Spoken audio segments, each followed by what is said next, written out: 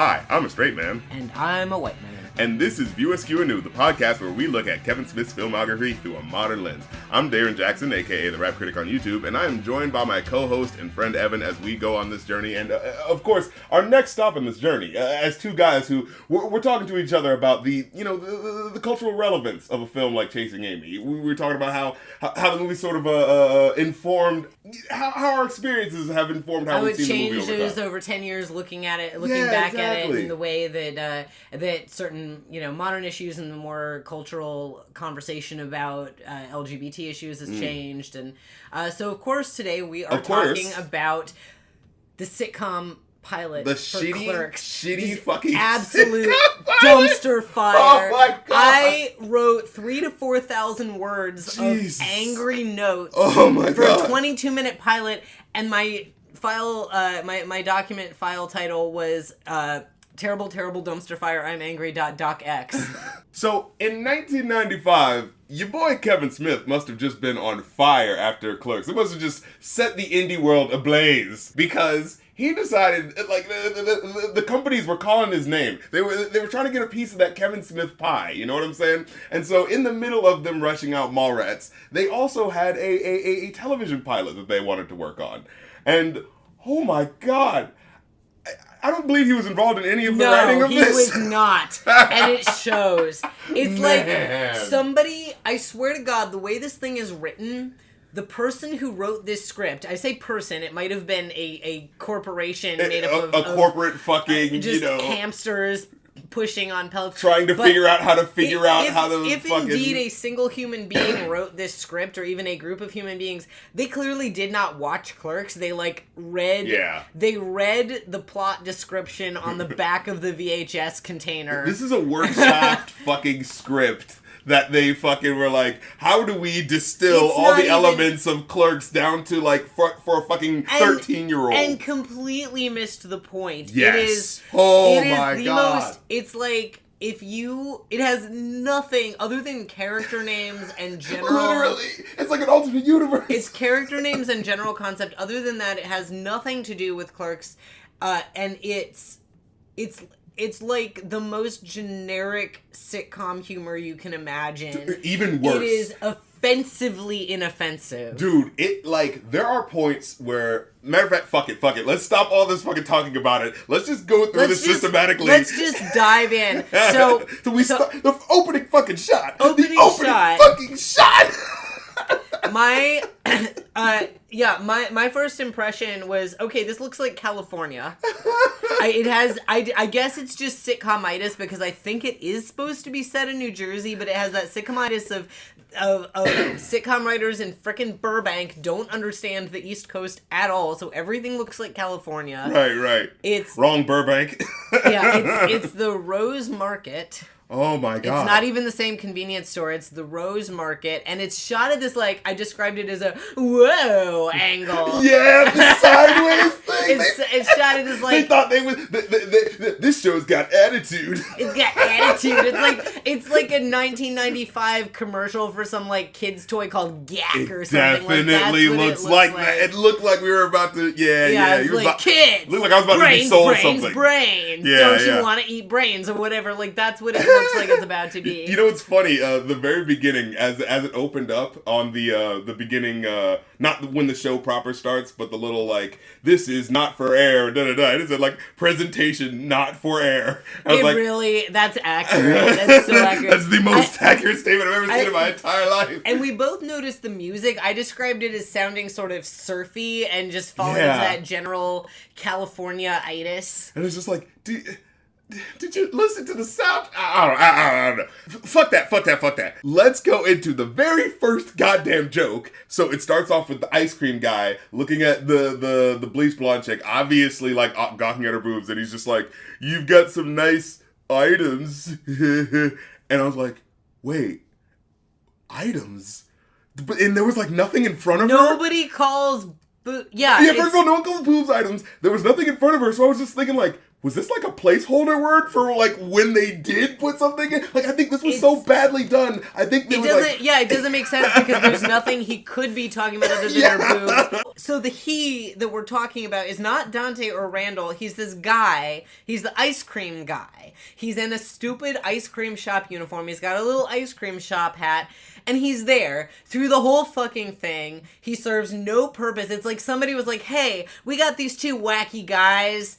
You know what we need is comic relief. Let's add in an annoying mascot character who's like always dressed stupid and extremely just unrealistically dumb. So let me actually throw something at you. Remember how you said, I believe you talked about how in Mallrats they were trying to cast someone else instead of Jay? Yeah. Dude, this is that universe where the corporation got what they wanted. You know what I mean? Like, oh my God. And the thing is, it's so horrible. There is a fake Jay. Yeah. Oh yeah, so obviously there's no... Like, they're doubling up on the fucking comic reliefs and shit. I don't think I, like, consciously really even put this into perspective until just now, but... Right? There's no Jay and Silent Bob.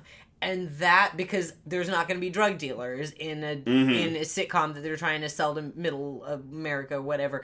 There's no Jay and Silent Bob, and that weirdness and that, like, edge of Jay and Silent Bob's presence is sorely missing. Yeah. And throwing in this, like, weird little, like... So the girl that ice cream guy is talking to, and this all, like, I realized all this later, like, halfway through, but the girl that he's talking to, she's very tan, and they're talking to her about tanning, but she actually works at a tanning salon, and so it seems to be that in the sitcom, it's not just the convenience store and the video store. It's like this big strip mall with it's like a weird merging of Clerks and Mallrats, right? Where it's like one of those outdoor malls because you've got the convenience store or the Rose Market in this. You've got the video store, which also has a different name. Also an ice cream shop. Also a tanning salon. Also a bunch of other stuff because later on. We get something about all the clerks from all the stores. Yeah, and it's like whoever was party. like, hey, we've got two clerks at two stores. You know what would be more fun? An expanded Clerks universe. Is lots of clerks at lots of stores. And so basically we have this incredibly awkward dialogue with the ice cream guy. So we've got four people standing here. We have, and it opens up like the way they're just like standing there awkwardly. Like. It's bad, and it's this way too big. And again, we've got that California-itis where instead of a cramped little Jersey convenience store in a grubby location with bulletproof glass, and the clerks are in a box behind bulletproof glass and cigarettes. Instead, it's like a big open. You've got like the 3/4 Dude, counter. it looks like the set of Kenan and Kel. Nowhere. Like it looks, like you've got the big open counter in the middle of this giant store that really looks like something out west, and it's just very different. So they're standing in the middle of the big like 3/4 counter, and we've got. Okay, I, about 5 minutes in, decided I refuse to call these characters Dante and Randall. Oh, no. Every time they called it that, it was just like no. My brain rejected it. It was like, no. You know, that's why it is. I was like, I couldn't remember who was who, because I was just like, well, it's definitely not Dante or Randall, so I don't know who the fuck they're talking So I've been calling, I referred to them the whole time in my notes as Fonte and Fandle, because they're fake. Fake ass. They're faux, for fake Dude, ass. And it's like, they're trying to imitate the acting of Dante. You could see it in some of the lines. And the guy, so the guy who plays Dante, Fonte, has the most punchable face. Oh my god, dude! If you thought Dante was like a sad sack, like generic, well, see, here's the this thing. Guy is like. Here's the thing: Dante in the movie, played by Brian O'Halloran, is a character. He works. He is a sad sack. He's kind of a dick. He's kind of funny looking. He's kind of annoying. But he's perfect for that character. But he is a character, and this guy is like the most... It's like he has no personality. He has negative personality, and it's like... He has no comedic timing whatsoever. No, and he's just incredibly generic looking. Like, he's not... He's, I guess, more sort of conventionally attractive than Brian O'Halloran, but in because the way... of course they were gonna fucking do that. But in a way that just makes him completely invisible. Like, unremarkable. And then he just has this constant, like, smug smirk on his face, and everything he says, he's like everything he says has the subtext of "I gotcha, I'm funny, huh?" That's like the fucking subtext of every fucking thing he says. And the dialogue is so bad. It's almost like he doesn't realize what he's saying. It's just, I swear, like, whoever wrote this, did you think those were jokes? Because he goes, like, the girl says, so the tanning girl is sort of a generic dumb blonde, and she does not look like a Jersey girl. She looks very California. She's tan. She's in a little sort of beachy outfit. She's got bleach blonde hair. She looks very California. And she's like, "Oh, tanning doesn't cause cancer." And he goes, "Oh my god!" And he just has this smug fucking look, and he goes, "Oh, really, Sandra? So what does cause cancer? I'm setting up a punchline. Yeah. Whatever comes next is gonna be funny." And she goes, "Lotion." And then you're just like, okay. And then, but there's like a pop from the audience, like, but it's supposed to be. Like, It's supposed to be funny. It's supposed to be funny. Also, if we're going along with our general theme of looking back at this from 15 years later, knowing that there are people now who do think things like this, I'm like, right? Oh,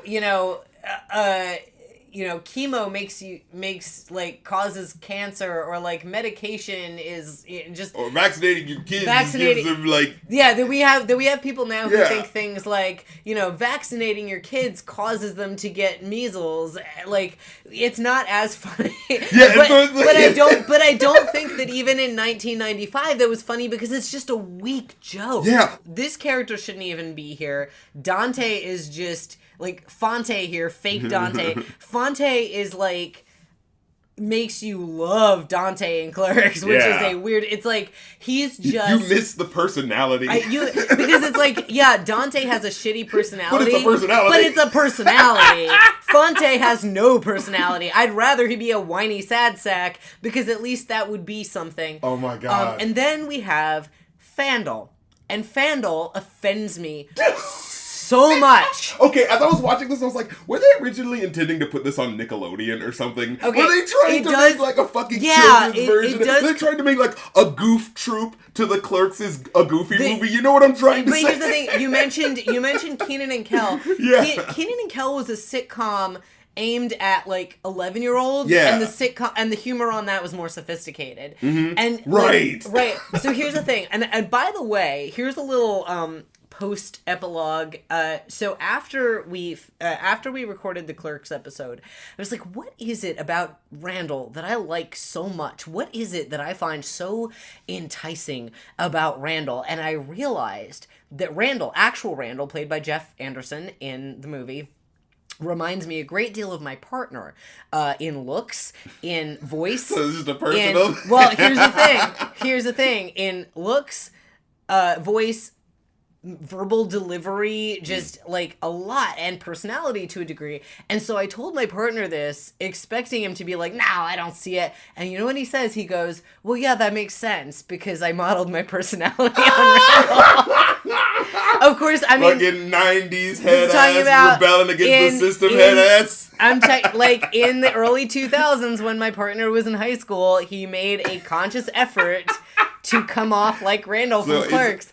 So this whole thing is just revealing that you're just really attracted to Randall. So the 20-year-old... So it really does come... I was like, oh yeah, I like Randall because he reminds me of my partner. And apparently, I had a crush on my partner when I met him when I was 18 and he was 20, because he reminded me of Randall. So the absence of that, it made you even angrier. It's just like, I don't... Not just the absence. Replaced it? What replaced it? It's like seeing somebody you love get mocked really cruelly. Seriously. And, like quite literally in my case. And here's the thing. So I do have to share that for like the first 10 minutes of this, I was like, who's this motherfucker who looks like a low-rent Jim Brewer?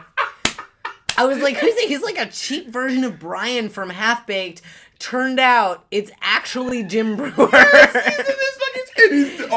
He's doing his best to try to be the Jay of this show. You know what I mean? Well, see, here's the weird thing: is he's coming off more like Jay than Randall. And here's the thing, that both the whoever cast Jim Brewer, whoever directed him and allowed him to perform this way, whoever wrote the jokes, didn't understand Randall, because he comes off like Jay, but like a shitty Jay. Yeah. But here's the thing, Randall in the movie, so I mentioned, again, when we recorded the Clerks episode, that I went to acting school. And one of the things we talk about in acting school is status, a character's status.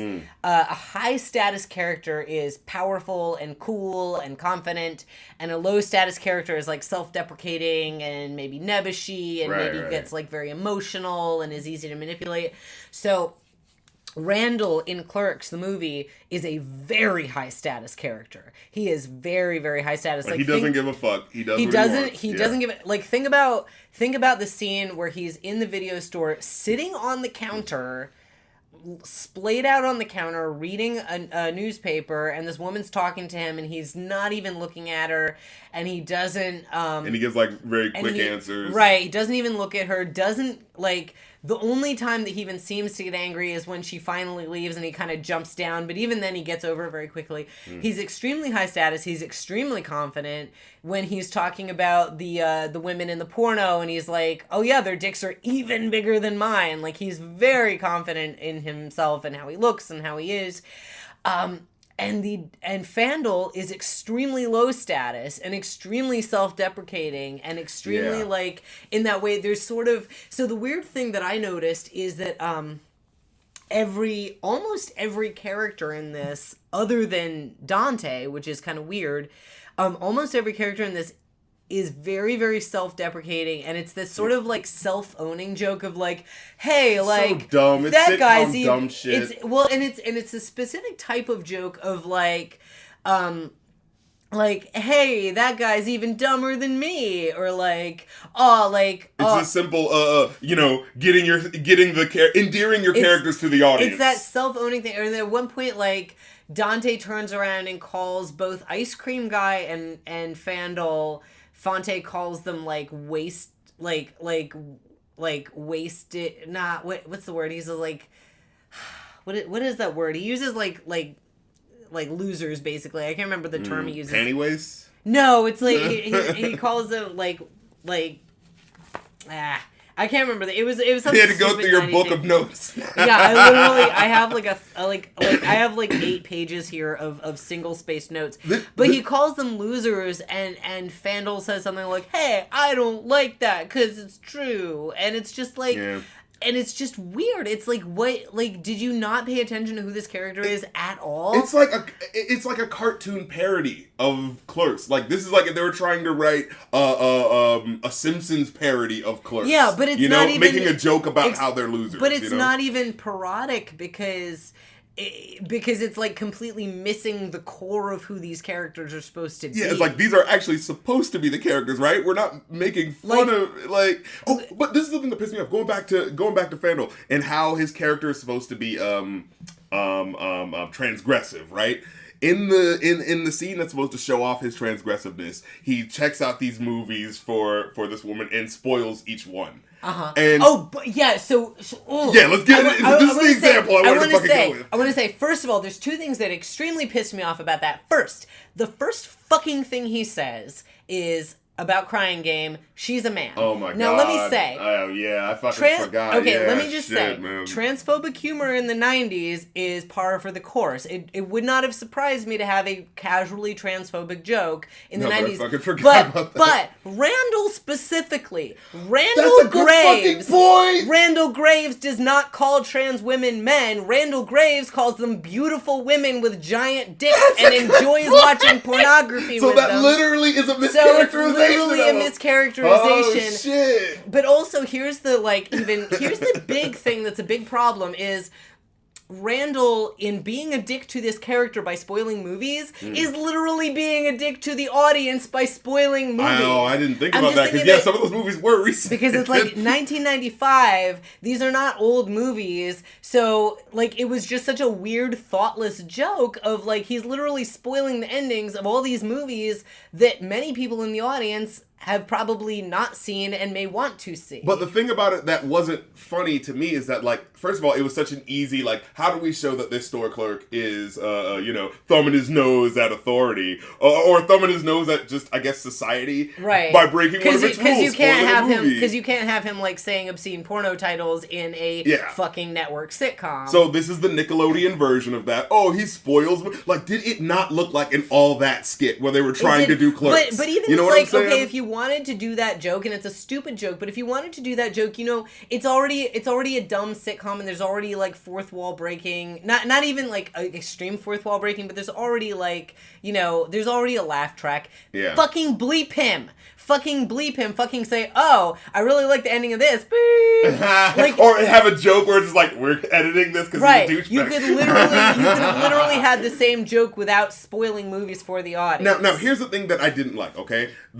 I thought this was going to lead to a payoff, right? Because he's spoiling these movies, and then he says, oh, but you should see this movie. And I thought, oh, I get what's going on here. The idea is like, you don't want to see those movies that suck. Check out this movie, because I'm a cultured guy who knows movies.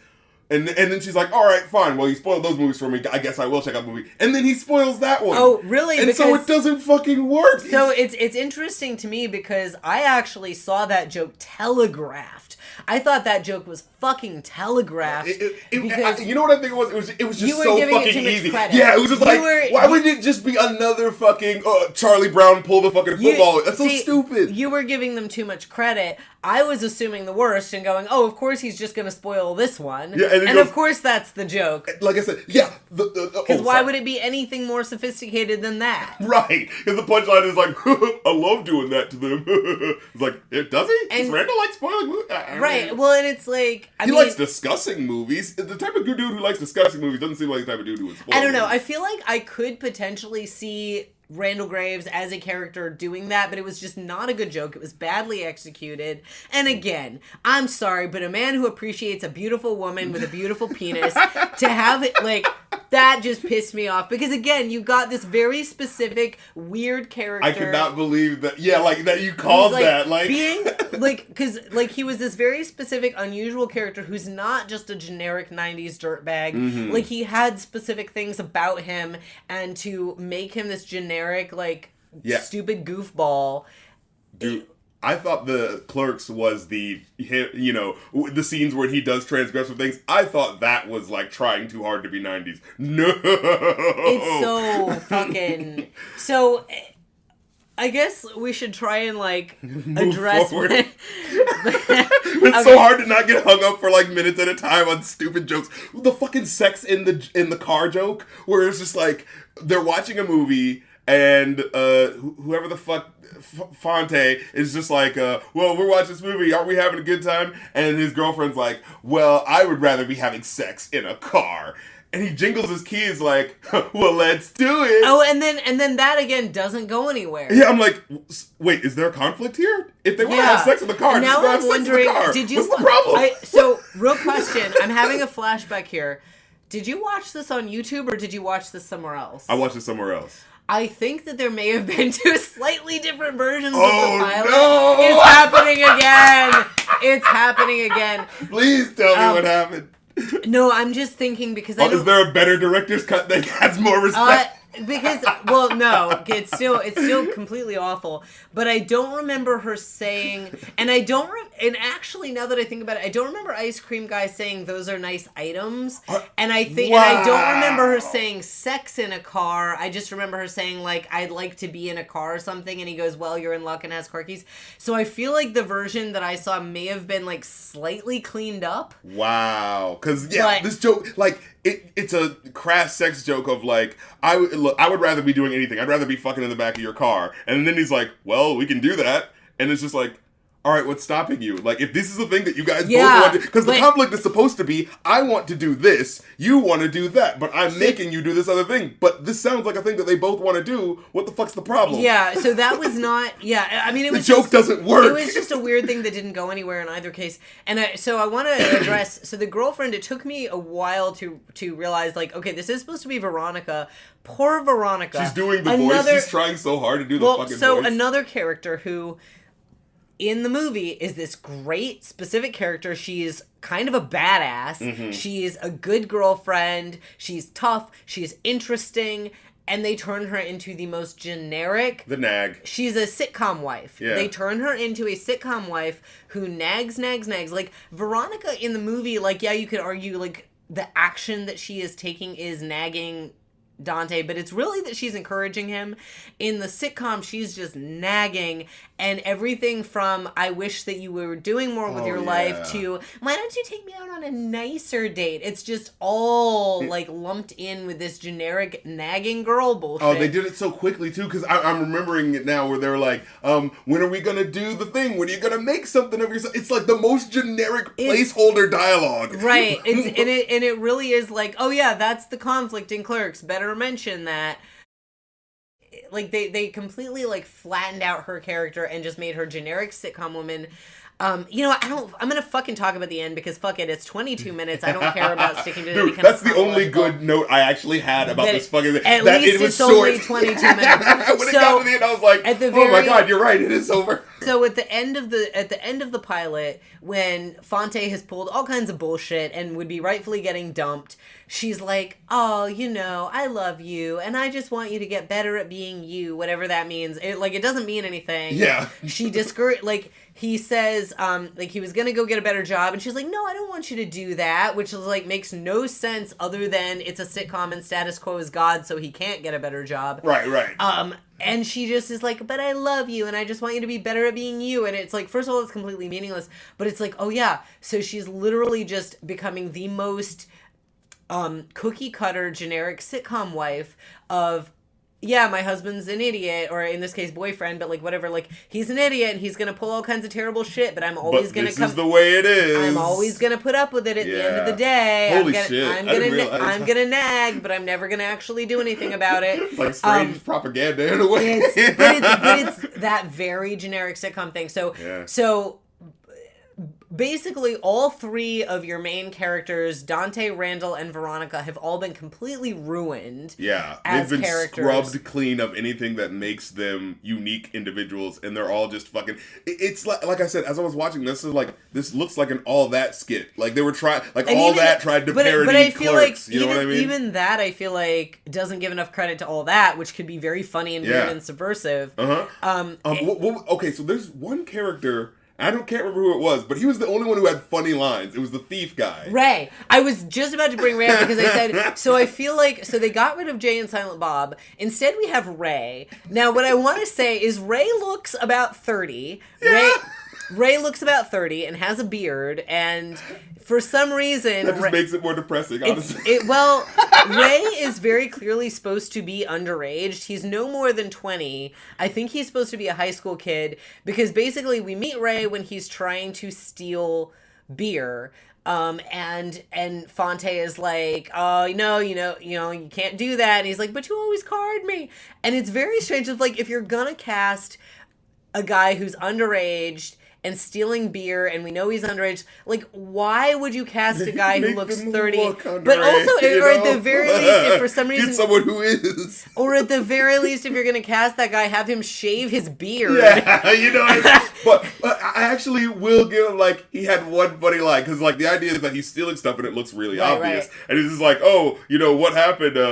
What's that in your shirt? And he's like, oh, I just gained weight, stupid joke. And then it's just like, and then he says, like, well, why are you hunched over like that? And he goes, knife fight. And I was like, that was a funny, randomly over the top The weird thing was, like, Ray, for all that he was miscast and misused and the lines were stupid, Ray was actually kind of funny, and I give all credit for that to the actor. Yeah. Except for there was one slightly funny bit where he later on is shoplifting ice.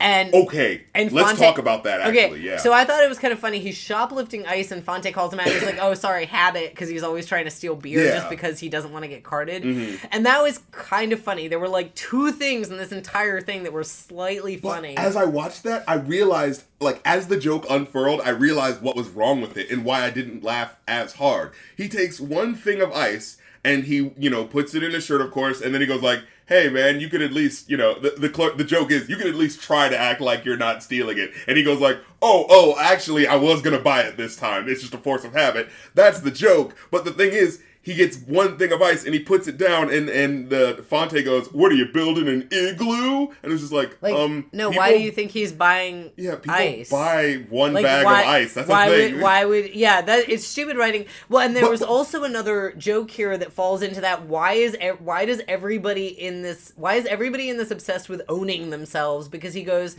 like, he's supposed to be going to this cool guy's party and he's like, yeah, they said if I bring ice they'll let me stand outside and watch. And it's like, everybody in this is just so ridiculously over the top pathetic and just obsessed with dissing themselves. And it's like, what is... I think that's supposed to be part of the 90s, you know, it's all nihilist, everyone hates themselves, you know, hard hating, you know what I mean? But it's just, it's weird and it's the not... pessimistic, cynical... And even in Clerks, it's like, even Dante, who is like...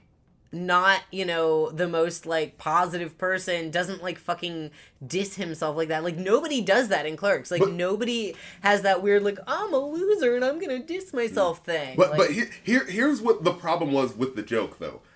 Going back to the Ray guy, like, the problem was he only takes one thing.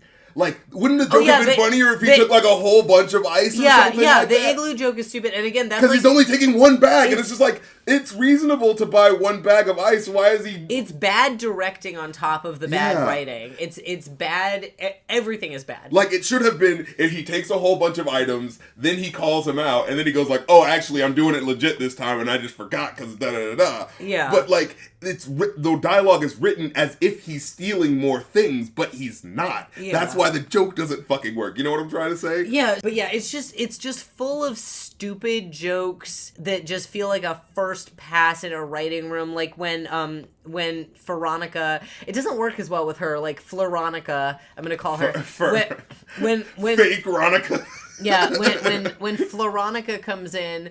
And she's like, hard day at the office, sweetie, when he's still working at the convenience store. Yeah. And so, the joke is that it's an office. And he goes, yeah, I've just been promoted to Zordok, god of all things. It's like, and I was like, so it's was like, that supposed to be a comic book reference? No, maybe, but it's just like, okay, so the joke is that you're pretending you work in a corporate office and then you talk about like some ancient god. Like, it was just stupid. It's not written right. It's just being random. It's throwing like, shit at the wall. This is a 40-year-old dude trying to write a 18-year-old dude. But it reads like something that a kid would write. Like it reads that's the thing. It comes off even more. It reads like the stuff that my internet friends who were 12 years old wrote on like LiveJournal trying to be funny in like 2002. Okay, so there's another character they bring up later on. I can't remember who the fuck this guy is. It's a dude with really long hair, and they brag about how his hair looks really nice. Oh yeah. So that's what I wanted to get to was this guy Cliff.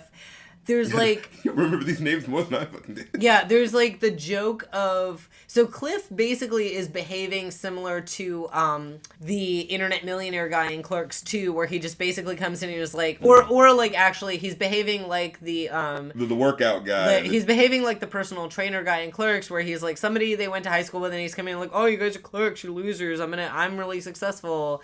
And Floronica, he hits on Floronica quite openly. And then Fonte understandably gets annoyed about that. And Floronica like starts defending him in a weird way. What the fuck was that about? It's just very weird because it's like, okay, it was so contrived. And it's here's the thing. What could have made sense is guys mildly flirting with Floronica, and Fonte's like, oh, that guy's such a fucking asshole. I hate him so much. Like, obviously you can't say fucking asshole, but like, oh, that guy's such a loser. I hate him. He's such a jerk, blah, blah, blah. And like really going in hard. And Floronica's like, hey, he's not so bad. Why are you being like this? That could have made sense. Instead, but she was talking like, yo, why are you going to bat for this dude?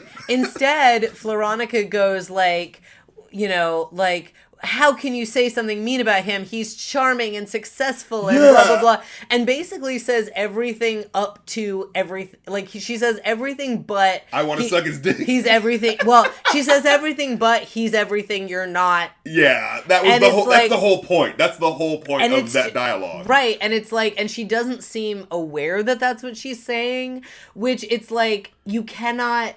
Like... again, you have these characters behaving in a way that doesn't make sense because it's like, okay, if this is like, I could see a character saying something unintentionally, like, no, I think it's cool what he's doing, going to law school and stuff, and then having that read as a burn. Yeah, or maybe doing it like, it's like, leave him alone, man. He's doing his own thing, and he's, really nicely dressed and has a nice tattoo. Yeah, like maybe if the joke was that she accidentally trails right, off, you could have stuff pop out. Yeah. But the way that she plays it, she just says it completely in earnest, and it's like it's almost as if there is supposed to be some sort of direction, but they don't. But the way the way that she's acting is as if she's genuinely trying to convince Fonte that he should be nice to this guy because he's attractive.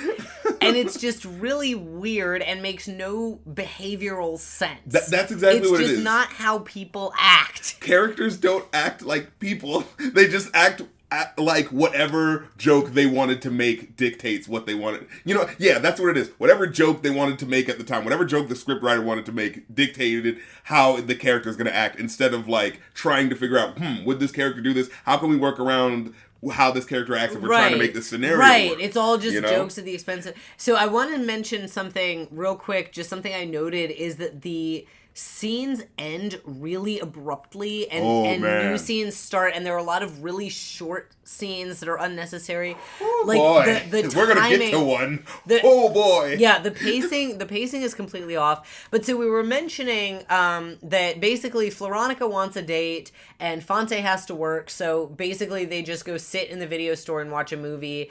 Apparently there are just never any customers in the Rose Market at night. What the fuck is going on?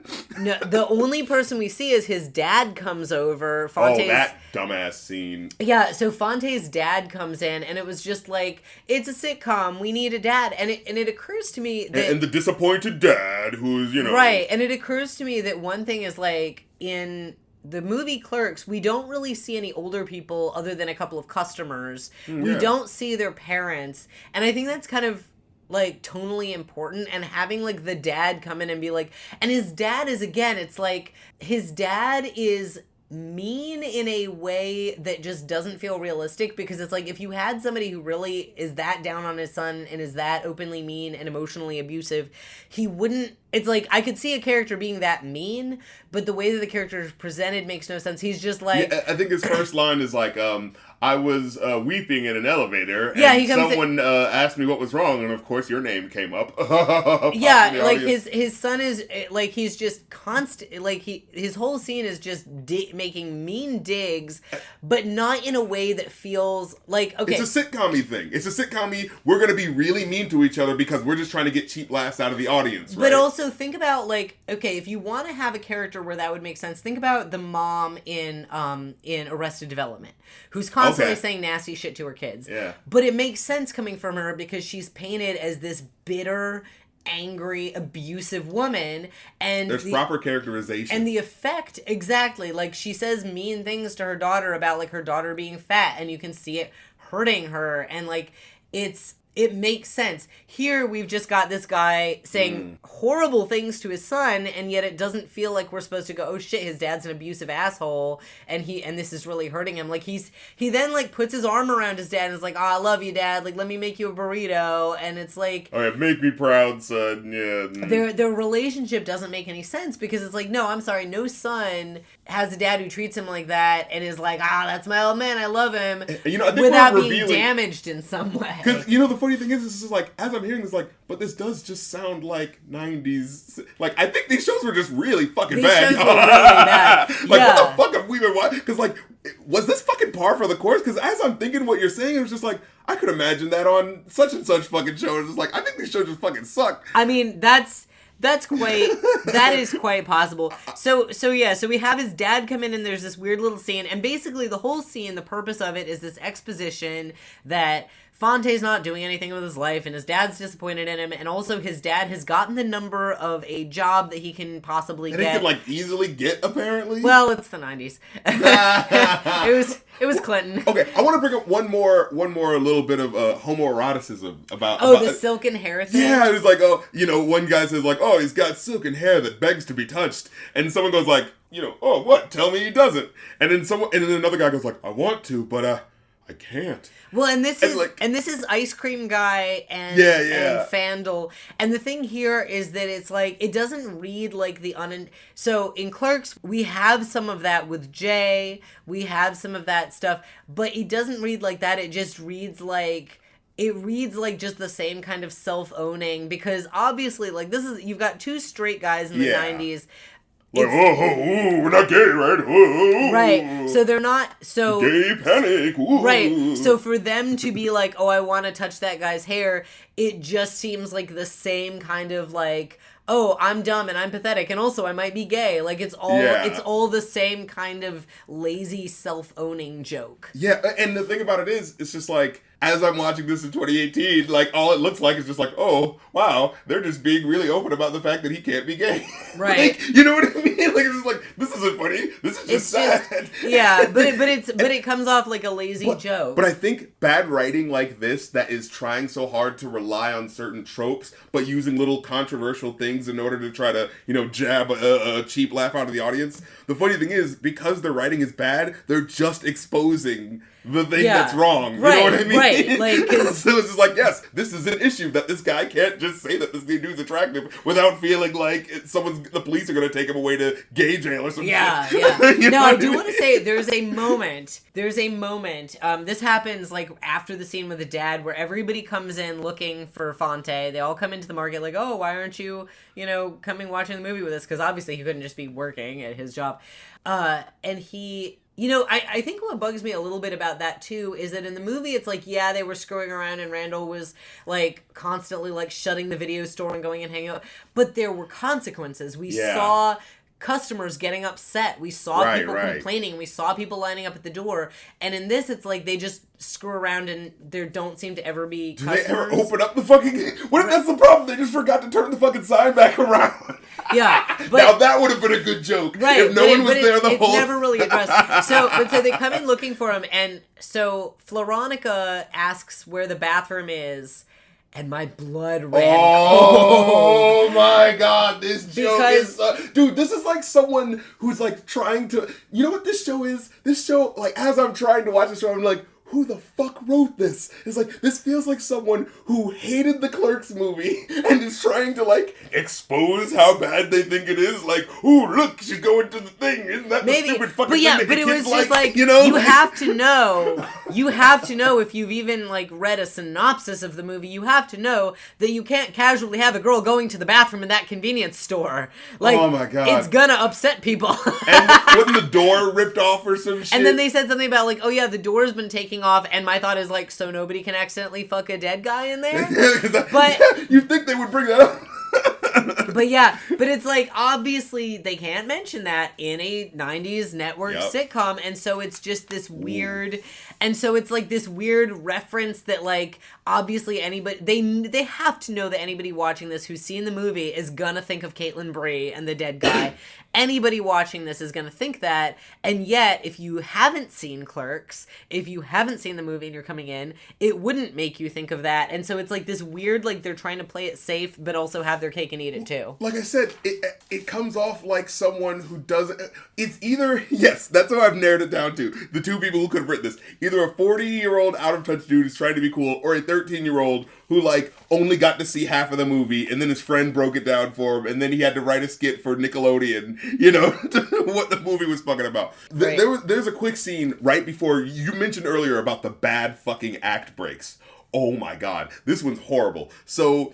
the fucking, I cannot remember who the fuck it is trying to keep Fonte from going to the job, right? He's like, Randall. Yeah. He's like, we're supposed to be friends. We're supposed to be lazy together. And the joke is, it's like, what is it? Yeah, oh God. Okay, so I have a whole fucking, okay. Oh, please. So I need to get chronological for a second. Because we've gotten really out of order. But basically we have the movie night in the video store, and then I think Cliff, the whole thing with Cliff happens after that. Cliff comes in and Fonte's talking about what a loser he is and how he apparently narked on them in high school for pulling a senior prank, which we'll get more important later. Also, like, can you really see Randall Graves going in on like a group senior prank? That just It's so fucking Archie and the gang, up to some hijinks. Or Fonte for that matter, because you have Don Fonte in Clerks is generally fairly like, I don't want to get in trouble. Like, that's his whole thing, is I don't want to get in trouble. He's not the kind of guy who would pull a big senior prank. But anyway, so Floronica is like getting mad because they're being mean about Cliff, and she and Fonte get in a fight about it. And then immediately we cut to Fonte on a payphone talking to Floronica and like, or like leaving her voicemails, and like they've clearly been fighting. So the natural assumption is that they got in this huge fight about Cliff, and then she hasn't talked to him since. But no, we then find out that this is supposed to be like a few days later, and they got in a fight about something else. And it's like this. Oh shit! I thought this was all supposed to take place in one day. No. What? No, that's how bad. Oh my god! That's how bad the timing is. Is that it like it's supposed to be like, oh yeah, they had some other fight about something else that Fandle wasn't there for. But yeah, so here's the thing. So yeah, what you mentioned is he's like, yeah, you know what? I'm gonna win my girl back. I'm gonna prove to her that I've got some direction, and I'm gonna get this insurance job, okay? And then Fandle's like, no, man, come on, we're supposed to be lazy and blah blah blah. And here's the thing. Clerks 2, spoiler for Clerks 2 for the next minute or so, whatever, right? Like, if you're listening to this, I'd imagine you're a Kevin Smith fan. If you've seen Clerks 2, the whole thing of Clerks 2 is that Dante is going to move to Florida with his fiance and, like, open a business or something and move on in his life. And Randall the whole time is, like, just sort of ribbing him about it and casual and blah, blah, blah. Whatever, man. Yeah, I'm going to send you a going-off party. And then at the very end, Randall has this heartbreaking monologue where he's like, I love you, you're my best friend, and you're abandoning me, and I don't know what I'm gonna do with my life. And it's really touching, and it's really earned, because we spend the whole movie seeing Randall trying to fight these feelings and then finally coming out with it. And here we have fucking Fandle popping around going, man, I'm really lazy, and I want you to be lazy with me too. And this was the line. This was the line. He says, we made an oath. Do what comes easiest, and the minute it becomes hard, quit. I mean, thank God at least one of us has the courage to see it through. And it's just like, it's the cheap laugh. And it makes no sense. It was like, and it was like somebody had like a big bucket full of sitcom tropes or something, and they're like, an oath when we were 13. That's a thing that happens on TV shows. Let's bring that up. But it's like nobody makes an oath to not put an effort in, because by definition, like, if you're making an oath, it should be something that's difficult, and if you're vowing to not do anything difficult, it just doesn't. They're being ironic, and it doesn't work because it's not fucking funny. Stupid. It's not funny, and it's stupid. But here's the weird thing again with timing is, like, we have the scene outside where Fonte's on the payphone, and he decides to call. By the way, does he call on a cell phone? No, he calls on the payphone. Okay, because I remember he goes and sits on top of a car. Something that payphone just has a weirdly long cord. Yeah. I'm not going back to it. No, God, no, we're done. We're never touching this shit again. Dude, there was one moment where I had to rewind, and I was just like, I can't rewind anymore. Yeah. So. We have this whole scene outside where Fonte is leaving Floronica voicemails, and then he decides to call the insurance company, you know what it is, he's not on the phone, he's sitting on the car, he says, I'm gonna call the insurance company, he's pulling out the phone number his dad wrote for him, which also, again, this is supposed to be a few days later. He has the phone number in his pants, so does he just not change his pants? Or has he been carrying this phone number around even though he only just now decided to make the call? It's just lazy. So here's the thing. So he's sitting on top of the car. He says, I'm going to call this insurance company. There's a phone right there. He could have just walked over to the phone. Instead, they do a scene change where he's inside and calling the insurance company on an indoor phone. I forgot about that. While Fandle is, like, in the background, like, basically just, like, flopping all over the place. And then he gets off the phone and he goes to Fandle and he's like, what do you think? Do you think I'm making a mistake? And I'm like, he just spent 5 minutes begging you not to do this. Why would you ask him what his opinion is? You know what his opinion is. And his response is to, like, fucking mime hanging himself and then, like, do this weird, like, dance flopping all over. Here's the thing. He's miming hanging, like, flopping around. Oh, that's what it is. It's disturbing. That's exactly what I was building up to. Jesus. Like, I didn't know what he was. I didn't understand what that was. At first, I didn't get it. Yeah, at first I didn't get it. I was like, "Why the fuck is he doing that?" And then I was like, "Wait." Oh my god. Because he does the rope thing and like everyone does that, that thing. Yeah. But then he does a little excessive. kick thing like that, and then it's Jim Brewer being miscast and misused, because I blame the director on that for doing that, because it's like, first of all, it's not Randall at all. It's not Randall-like behavior, and it's also just weird and disturbing. It's way too dark, and it went on for way too long, especially for an act break. Yeah. Like, we'll be right back after this fucking elongated suicide joke. And the only thing I can think is that possibly the people who were reviewing this also didn't know what he was doing, like I did. I think so. Yeah. But so because it doesn't work. The whole scene is we have Fonte sitting on the car outside and going, "I'm going to call the insurance company." Then we have that scene. Then we have another scene where he's talking to Ice Cream Guy and like, "Yeah, I've got an interview tomorrow." I'm like, so why did you have that scene? Why did you need to have that 2-minute scene of him making the phone call? It was unnecessary. Because this was badly edited. That's what. There's how stupid. Like, do you not think that him going, "I'm going to call the insurance company"? Next scene, yeah, I've got a job interview at this insurance company. Like, what part of that necessitated us seeing him making the phone call? So there's one scene where and I'm trying to figure out how this works. I think it was the Fandle character trying to hit on some chick, right? The bleach blonde chick or something like that. Like, "Hey, what are you doing later?" And she's like, "Oh, of course I'm totally into wanting to fuck you." And then the one guy walks by him and pushes his head, goes "Oh, you idiot!" And it was just like, why did that happen? Oh no, I know what you're talking about. Okay, so we got to back up a little bit, because this next scene where Fonte's talking about his this really has nothing to do with Kevin Smith other than the fact that they took his characters. He didn't. This is his Star Wars fucking holiday special. You love Star Wars movie, and you finally got your Star Wars holiday special. Your thing you want no one to see. Right. So we've got Fonte sitting there going, "Yeah, I'm gonna go interview at this insurance company," and Ice Cream Guy is getting more and more unnecessary exposition out of him. And then, so Ice Cream Guy's there. Fandle pops in and he's like, hey, I have this plan to see how I can get you and Sandra, who's the tan girl, I have this plan to get you hooked up. We're gonna throw a mixer and invite all the blah, blah, blah. I'm like, all right, can you imagine... Just take a second. Imagine Randall Graves. Imagine Randall Graves as played by the stunning and incomparable Jeff Anderson, and incomparable indeed. as played by the beautiful Jeff Anderson and written by the beautiful Kevin Smith. Imagine Randall Graves caring. Yeah, right. That's the thing. About whether caring about whether some guy that he's sort of friends with gets laid, and not only caring, but to the point that he's going to throw a party.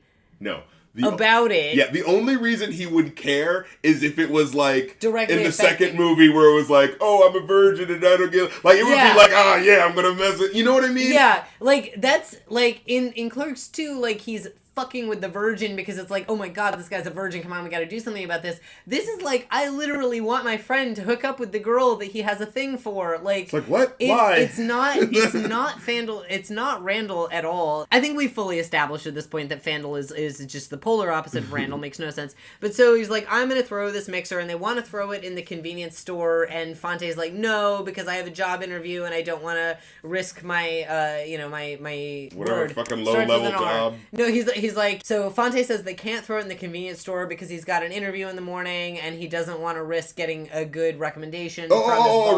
References, yeah. They made the joke about what are references? Right, and again, more dumb jokes. And so they say, okay, we're gonna throw this party in the video store. So then later on, they're having a party in the video store, and it's jam-packed. So this is the weird thing about it. He goes, we're gonna invite all the clerks from all the stores, and there's a lot of people at this party. And it's wait, they have friends? Well, but they're all the clerks from all the stores in this apparently gargantuan strip mall. It's how big is this fucking strip mall that you have 40 people who are all just clerks who work there? So they're having the party. Ice Cream Guy is... Oh, also, the tanning girl is a sociopath.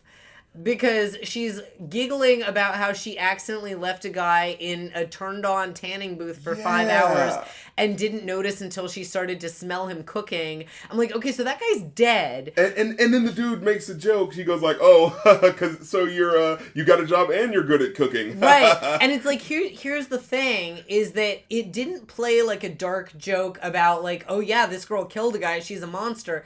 It didn't play like that. It played like we're not really supposed to think he's dead. Yeah. So it was very weird. It was like... The jokes are told... There are these really over-the-top jokes that are told without respect to the gravity and weight of any kind what of the situation reality. is. It's like... Because you could have a really dark joke where it's like, oh shit, that girl killed a guy, but then it's like, okay, so why didn't she get fired? Why are you still hitting on the... Throw in a line, if you want to just have this girl's a sociopath and she killed a guy, throw in a line about like, oh yeah, but like somebody else was on the clock and they went to prison. Like, you gotta like... Some way that she could like... address it somehow. But yeah, so then...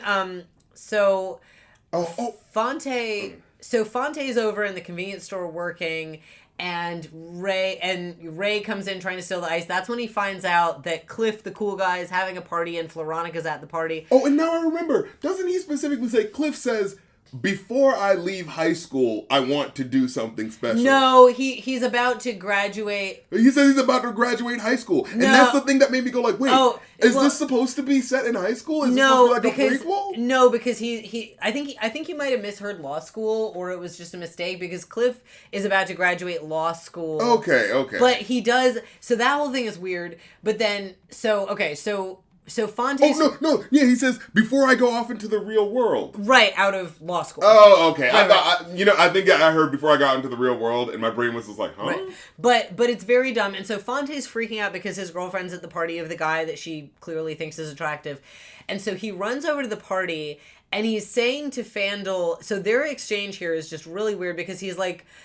Well, before he leaves... Because that's when the whole thing with Ray happens. And that joke, like, is so badly, like... The way the joke ends is... Because this is important for the after-credit sequence, right? He tells Ray to watch the store. Yeah, but the whole joke is like, he's trying to buy the thing, and then he says, I'm buying this ice for this party that you should check out because the girl you like is there. And he's like, what? She's at that party? Watch the store, I'll be right back, or something like that. But it's just like, it's so badly timed that like, when it does do the cut back to Ray, like, oh, he's at the store and the guy who steals stuff is being in charge of the store. I actually, like, everything was just so bad and the timing was so bad that I like didn't put the connection together between that and the after credit sequence. Exactly, and that's exactly my point. Is like their timing and his like acting is just so bad. Like you barely almost can't register what's happening. It doesn't connect. But so he runs over to the party at the video store and he's begging Fandle to help him because clearly he needs help to go and deal with this. And Fandle, and this is just Jim Brewer being why does he not need a help with good. this? Yeah, because he has this stupid plan. Because of course it's a sitcom, so why have shenanigans when you could just have him run over to the party and be like, "Hey, babe, are you like sleeping with this guy?" So he's you mean the opposite. So why have why just communicate to your lover when you can have some dumbass fucking shenanigans? Right. It's just shenanigans. And so he runs over and he's like begging Fandle for help. And Fandle does this stupid thing where it's like partly Jim Brewer being a bad actor, partly the director, because Jim Brewer does this thing where he's like, whoa, and like doing this stupid voice and like, oh, you hurt my feelings. And he seems... It didn't work. Because it seems like he's just making fun of the idea. Like, here's the thing. Yeah, that's the thing. Like, he doesn't actually care. Here's the thing. If you were like, hey man, I'm sorry I said that to you, and I was like, oh no, my feelings are so hurt, you would know that I was making a joke because if I did that, you'd be like, oh, he wasn't really offended. Mm-hmm. Whereas, like, clearly Fandle's feelings really were hurt, and it's like he can't tell if he's being sincere or sarcastic. It's cartoon acting. Like in a fucking SpongeBob episode, Patrick would have been like, well, I don't know, maybe you need to do something to make it up to me. He's coming off like a cartoon. And then the other weird thing is, like, he says something kind of flipped to Fonte about like, oh, you're gonna go try on your Dockers, like, you know, like, don't you have to go put on your nice some real clothes? Generic, yeah. And Fonte's like, okay, I deserve that. And I'm like, okay, so it wasn't even harsh enough to deserve. It wasn't harsh, But the other thing is like, okay, so do you feel guilty for taking this job? Like, what's and this is what I'm saying is like Fonte has no personality at all because it's unclear. It's like, okay, I thought that you felt like you were in the right trying to take this better job. Why do you now feel like you should feel guilty for taking it? Like what are your feelings on the matter? What is your perspective? You have none. So basically, they have this stupid exchange that makes no sense to anybody with the emotional IQ of a toddler. And then they agree to go to the party, and basically, Fonte's whole... the other thing is they show up at the party, and Cliff is, like, asking Fonte's opinion, like, do you think I did a good job on the party? Did I get the details right? And it's like a generic... It's like a generic party of people standing around, you know, drinking and stuff like a party. And he's like, do you think I got the details right? I'm like, first of all, Cliff, you think Fonte's a loser. Why are you asking his opinion?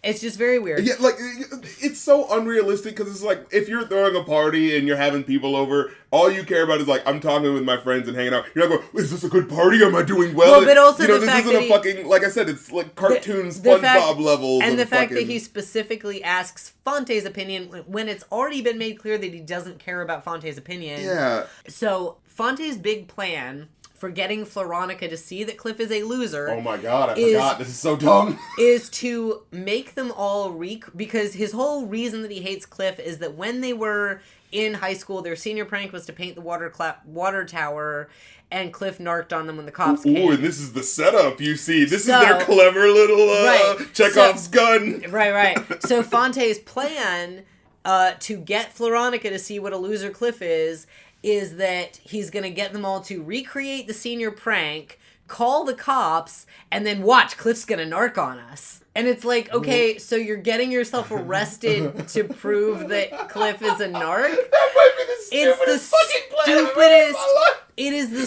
stupidest thing you can possibly imagine. I think I really didn't process what was happening. And the terrible thing is, it works.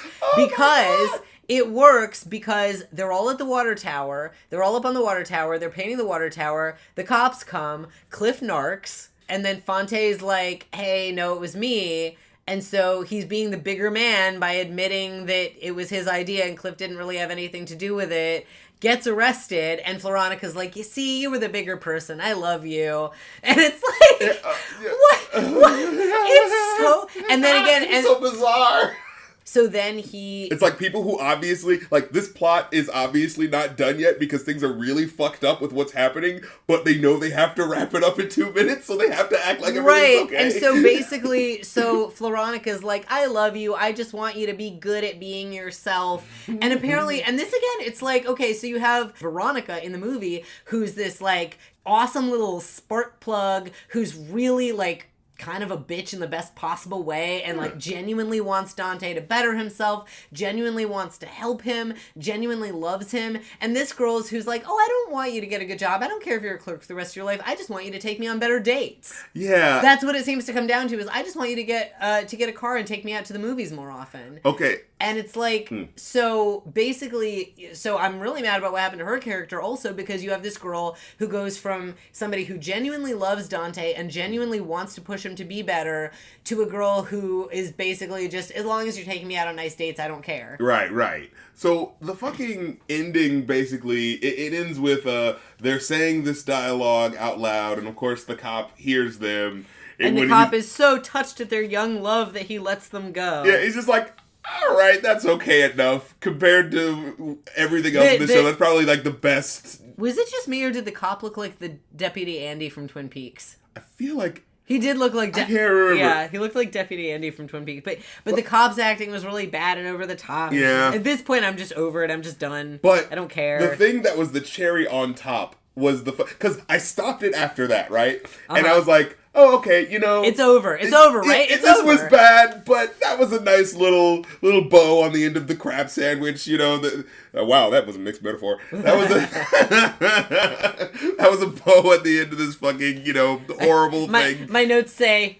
End tag. Oh God, it's not over. That's exactly what happened. So I stopped it, and I started writing my notes, and then I was like, I literally wrote right here, and I was like, wait, it's still, oh no, they're doing the after credit scene. And the final fucking joke is, the clerks are all sitting down watching some TV, but what they're actually watching is, see, the payoff of the footage of Ray stealing all the food in the store. Are they supposed to be watching Ray steal? That's the thing. I didn't realize that. I thought it was just like, oh, they're all watching a movie again, and now we also see Ray stealing all this stuff while he's left. That's how badly fucking edited it is. I didn't get that.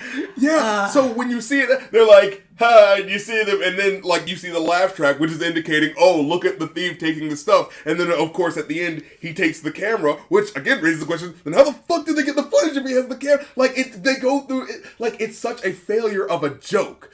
It's like. It's supposed to be like watching it after but the timing is bad, the editing is bad. Like I said, so it's basically like, get it? They're watching him steal shit, even though he steals the video camera at the end, so they wouldn't even be able to get it. I don't know how jokes work. Yeah. Like, that's what it's fucking and I want to go back to something earlier in the episode that I feel like really kind of encapsulates a lot of what's wrong with this is, so we have Fonte practicing for his job interview at an insurance company. Yeah. And he goes... Every time you remind me of a scene, but I immediately go, oh, yeah. Yeah. I have to remember this now. So instead of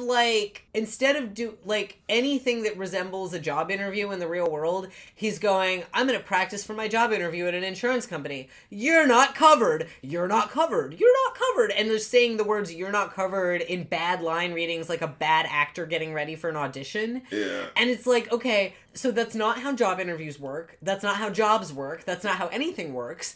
And to me, it's like, frankly, like, actors shouldn't even do that. That's like bad acting. But it's like, at least it would make sense if you were an actor getting ready for an audition, even though it's stupid.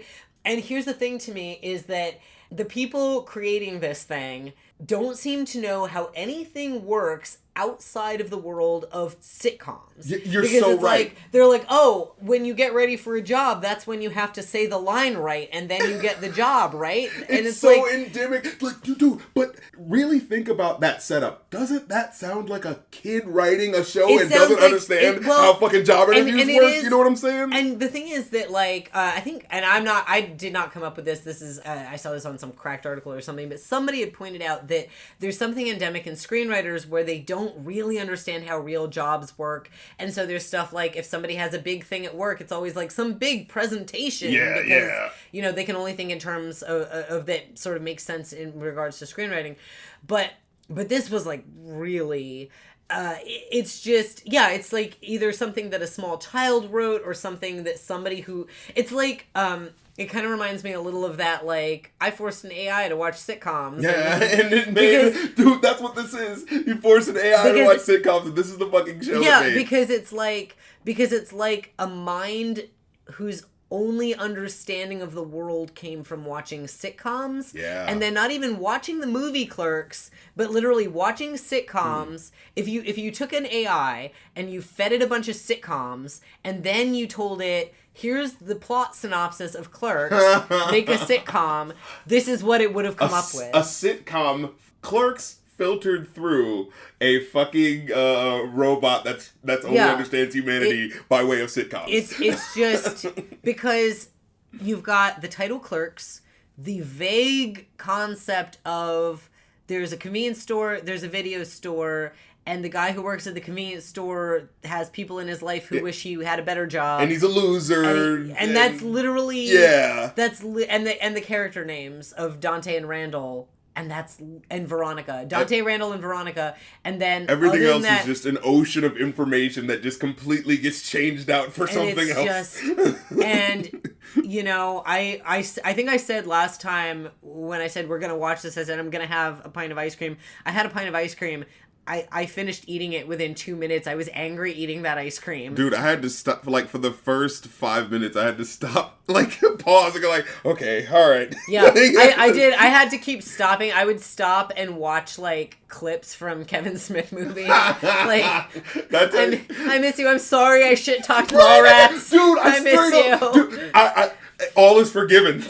Yeah, and so I realize now it's like, man, we Mallrats we had kind of mixed feelings about, but straight up and down. This was like terrible. This was the worst thing I've ever seen in my life. This is like, if you think Mallrats is like this was worse than The Room. This was worse than The Room, because The Room, like, I sit there and watch, I'm like, okay, whatever, but this just, I was constantly going. Like, it was just infuriating. Angry. Yeah, and like, if you are a fan of Kevin Smith films, it's infuriating. It's so infuriating. So I would say, don't watch this. Don't watch it. Don't watch it. Like, you're not missing anything. Like, if you, we just came back from the haunted house that is this universe, and we're telling you don't go in. Don't do it for yourselves. So next time we are going to be watching something we like. Yes. We're not gonna. I promise. The next time is not just gonna be us sitting here bitching. We're gonna watch something we like, something good. It's our mini special. I think we've been making the people wait long enough. We finally need to get to Clerks, the animated series. Yes! Yeah, let's do it. So until next time, I'm a straight man, and I'm a white man, and we'll be staring at sailboats or any fucking thing else instead of watching this fucking shit.